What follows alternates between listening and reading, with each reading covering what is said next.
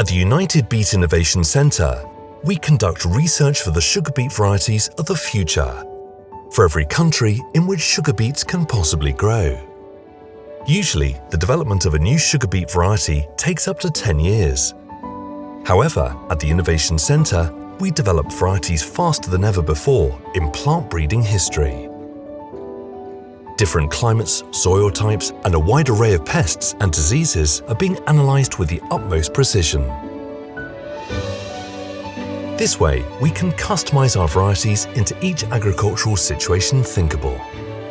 That's how we ensure farmer and industry have the best possible sugar beet seed in their hands.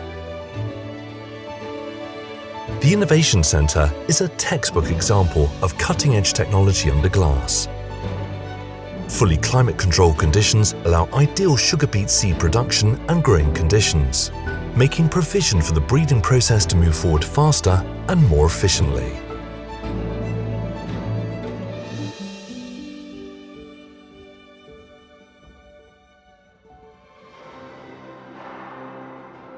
To develop the right characteristics for a specific sugar beet variety, we start with a very meticulous procedure, which is called hand crossings.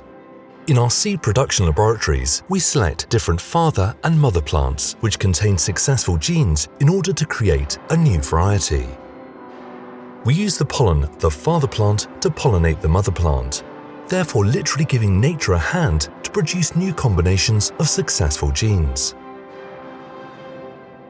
Young plants can be grown all year round in our climate-controlled greenhouses. And after a period of induced cold, they start to flower.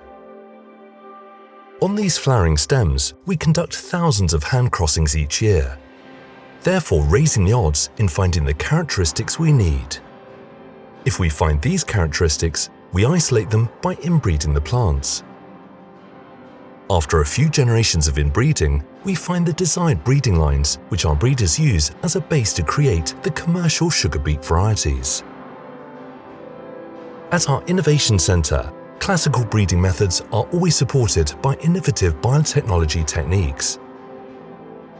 Thanks to DNA marker analysis in our laboratories, we can create an immense database of sugar beet plant DNA, fathers and mothers showing their particular characteristics.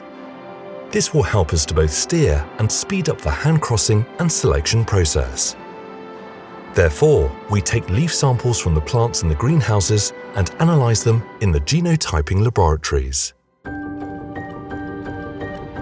The leaf samples, which have been taken from the plants with potential new combinations of successful genes, are then processed in the genotyping laboratories.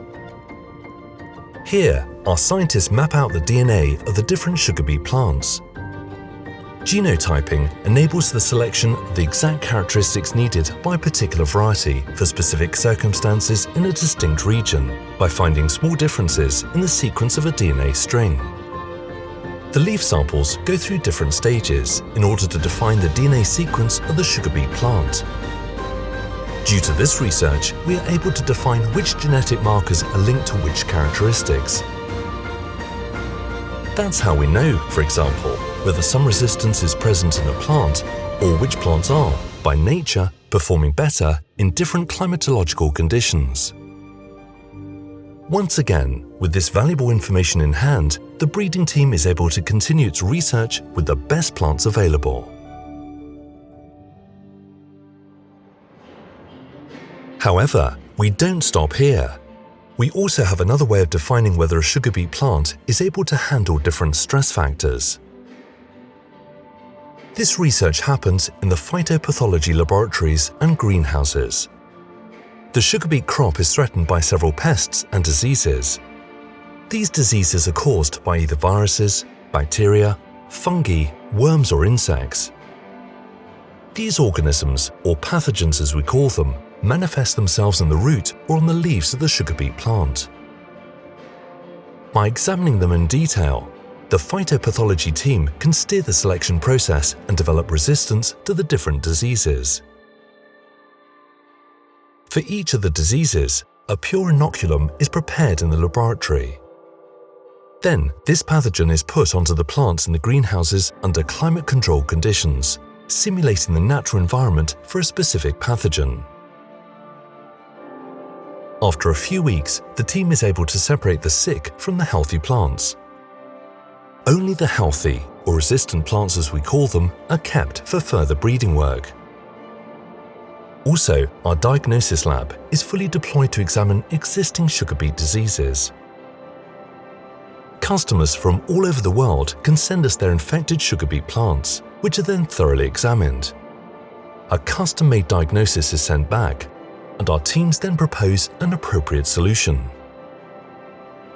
Due to the state-of-the-art automation of different processes, the research work can be sped up by 30%, allowing the team to proactively conduct research into future threats to the sugar beet.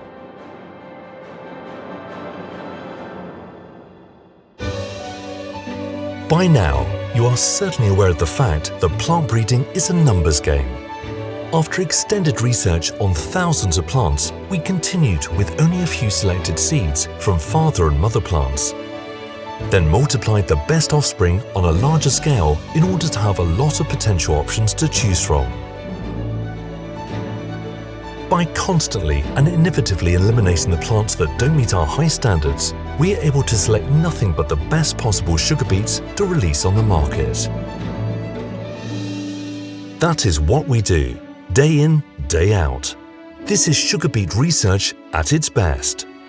This is the United Beet Innovation Center.